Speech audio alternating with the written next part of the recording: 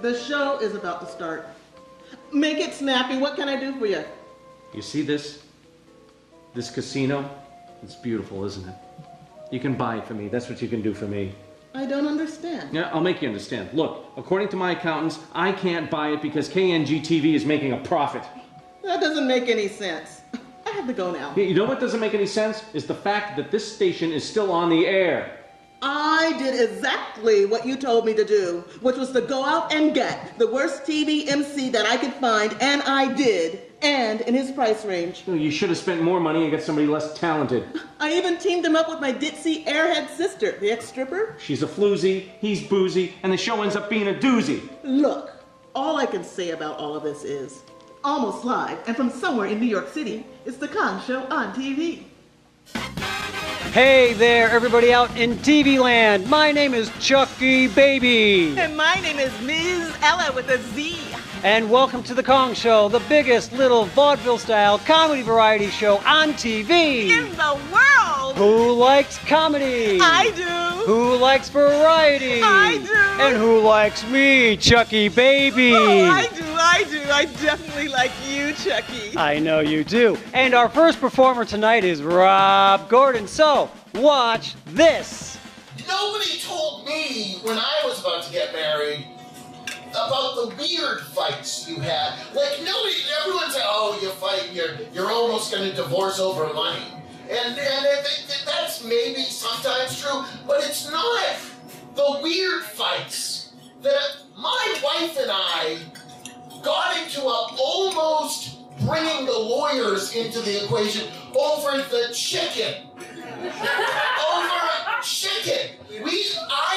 So this is what happened. A couple summers ago, one of those summers where it was 106 out, I thought it would be a good idea to cook some chicken. We live in a railroad apartment in Astoria, and so we get up. Yes, no, thank you. That's right. That's where we are. We are here geographically here tonight in this very place where I had corned beef and cabbage. I'm walking down the hallway, and like this smell is starting to hit me, right? And by the time I hit the living room into the kitchen, something has died. Something awful has died, and I'm like, oh no. What is that? Now, I got really nervous. You might think, why would you get nervous? It's because I've already gotten in a little trouble with the landlord's very nice. He's a great guy, but I've already done the moving something down the stairs, and I scratched the wall, and it just happened to be wallpaper that was irreplaceable. Yes, that's Rob Gordon. So now there's this smell of death that I believe I've created. And my wife comes out, looks at me and goes, "It's the chicken."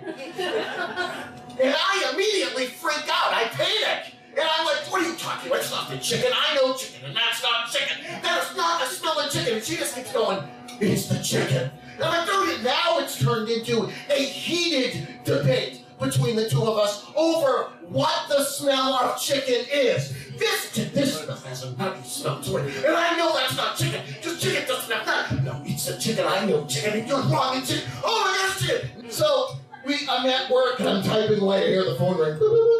Rob Good. It's the chicken. Don't tell me what the chicken is. So now I'm walking home, thinking that we're about to get evicted because of me and the smell of the chicken. And I see my landlord on the stoop, sweeping, and I go, you know what? I better just deal with this, right? I better not avoid it like I had with the wallpaper and working out. You're working out. No, it wasn't me. I was doing that. Now I have to have some responsibility. So I go up and I go,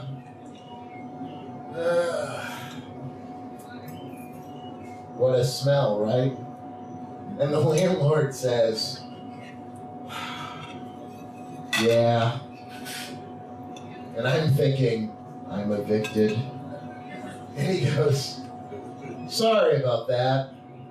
Your neighbor upstairs likes to cook sauerkraut. And it goes to the whole building.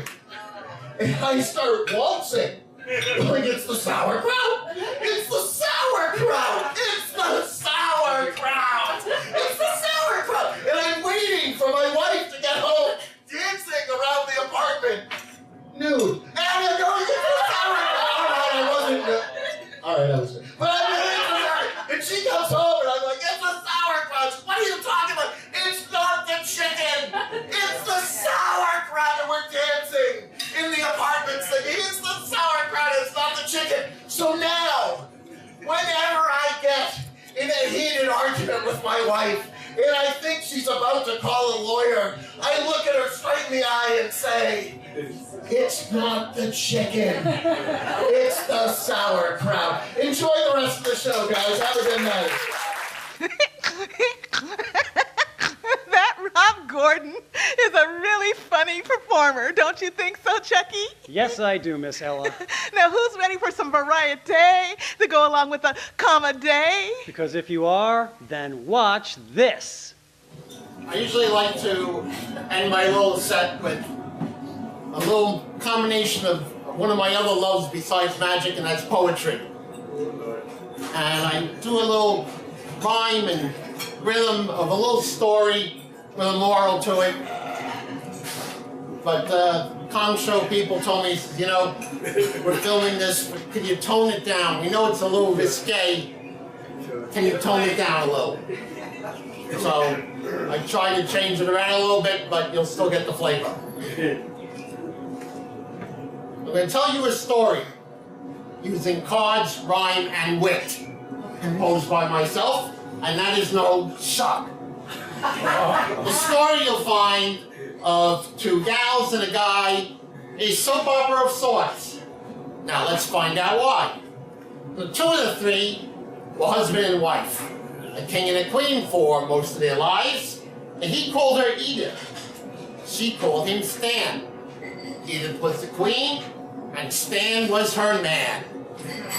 Now the king, he was wealthy. Oh yes, he was rich. The queen was quite moody. Oh yeah, she's a bitter person.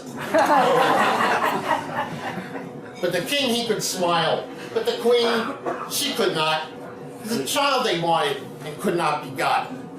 Oh, the king was quite potent, with a weapon well made. It's the queen who is sterile. You see, she is spayed. Now the king wanted a son, an heir to his name, and soon it was Edith he started to blame. Oh, the yelling, the fighting, Edith could take it no more. She called Stan a bum, and his mistress a horrible person. You see, she knew about Kate, a pretty young lass, the face of a queen and a firm, shapely ankle. Stan lusted for Kate, but he still loved his queen. So a threesome they became, with the king in between. The King Stan Trio, they came to be known.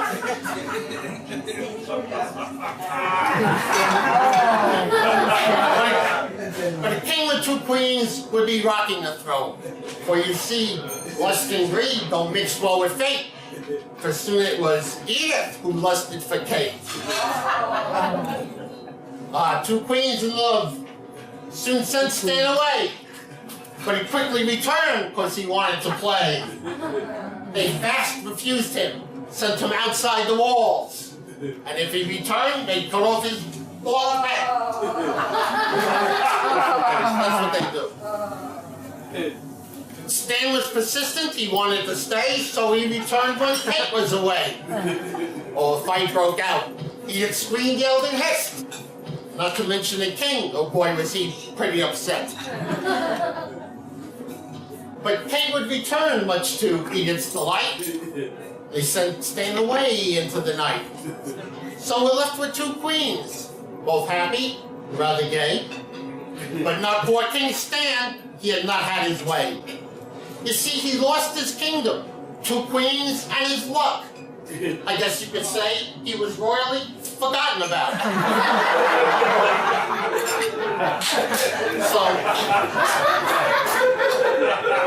So So what is this moral? This lesson we learned from Stan, Kate, and Edith, and the tables they turn. Well, I told it to Stan, and before I go, I'm going to tell it to you. You can't have your Kate and Edith too. Wow, what a way to end the show.